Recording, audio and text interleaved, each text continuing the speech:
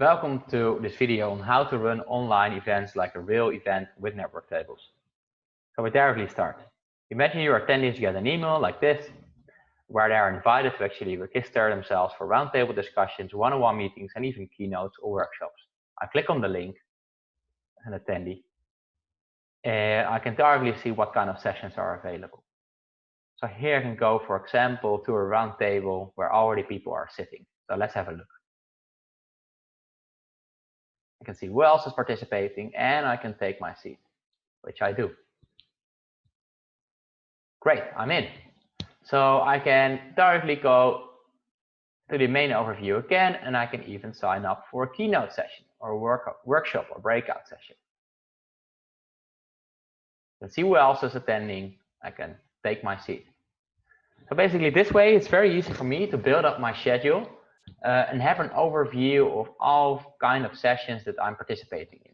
So I have all in one platform, and I can basically see here all of the Zoom links.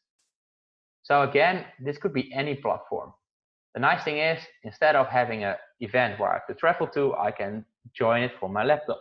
And I can just have a coffee and participate in the session by just clicking the link, and it will redirect me to the webinar. So it's not time yet to start, so let's continue. In the same way, I can also schedule one-on-one meetings. So I can easily go to the overview of available parties, and I can schedule a meeting with Thomas about virtual events. Would love to meet. So it's really like a real event. So I pre-schedule everything in advance, and normally I would go to the event itself to meet those people, but now I actually meet them online in different kind of types. I quickly show you how it works for the host, but before I do that, I show you that me, as Charlie Jansen, I actually got an email. Here it is, with a confirmation of joining the session. And this is very handy because I directly have the link here. I can easily add it to my Google Calendar, and this way I don't forget to show up. It directly has the meeting link in here. Great. Now let's go back. As a host, I receive an email to accept my requests. So I click on the link, and I directly get to an overview where I can accept the request. You see here is the request. I have already 2 meetings scheduled. So now this is going to be my 3rd one.